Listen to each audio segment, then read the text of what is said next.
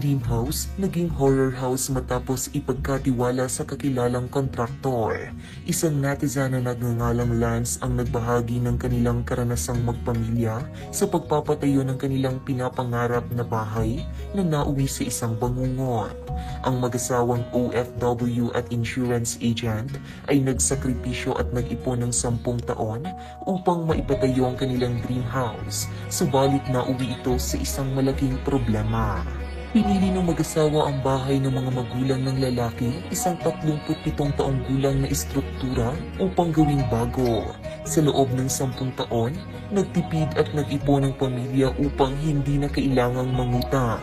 Ang kanilang pagtsatsaga at sakripisyo ay nagbunga ng sapat na ipon para sa kanilang proyekto. 10 taon, imagine that. Habang yung iba travel in and outside the Philippines, bili ng gadget or CP, bili ng sasakyan, labas ng labas, kami talagang nagtiis at nag-ipon. Gumagastos ng sakto lang, focus sa goal. Nang magsimula na ang construction, umasa ang pamilya ni Lance na malapit na nilang makamtan ang kanilang dream house. Ngunit hindi nagtagal, nagsimula ang kanilang bangungot. Ang proyekto ay naging problema at nauwi sa isang kaso laban sa kanilang napiling architect o kontraktor. Halos 3 taon na mula nang iniwan nila ang kanilang bahay at hanggang ngayon nananatili itong abandonado, masukal at puno ng basura. Ang pamilya ni Lance ay umuupa pa rin ng apartment habang iniwan ang kanilang bahay sa di matapos na estado. Ang ganitong sitwasyon ay nagdulot ng matinding emotional at financial stress sa kanilang mag-asawa.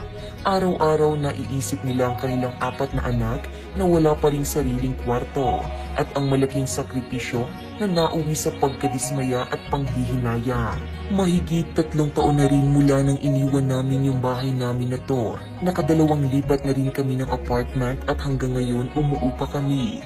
Yung bahay ganun pa rin structure niya kung paano namin iniwan. Wala kaming ginalaw kahit isang pako. Abandonado na nga lang. Masukal, puro basura. Nanakaw na yung old gate namin at ilang bakal na nandun. Dahil siguro akala nila, hindi na namin sinisilip ang bahay. Nagkakalingkod, yung may bahay ka naman sana pero dahil hindi mo pwede tirhan, gumagastos ka ng upa sa Manila na alam naman natin gaano kamahal. Sa kabila ng lahat, magpapatuloy ang laban ng pamilya para sa hustisya. Ayon sa mag-asawa, hindi nila ititigil ang kaso upang mabigyan ng katarungan ang kanilang pangarap na bahay.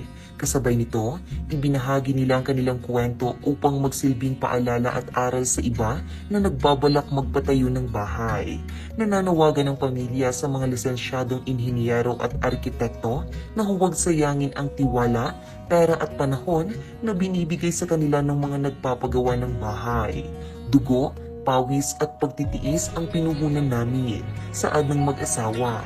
Sana ang kwento namin ay maging gabay sa iba na nag-aasam ng kanilang pangarap na bahay. Sa kasalukuyan, patuloy ang mag-asawa sa pag-iipon para sa kanilang pamilya. Bagamat mahirap ang kanilang sitwasyon, nananatili silang puno ng pag-asa at patuloy na nananalangin. Kapag may nawala, may mas magandang kapalit, ang kanilang mensahe sa iba.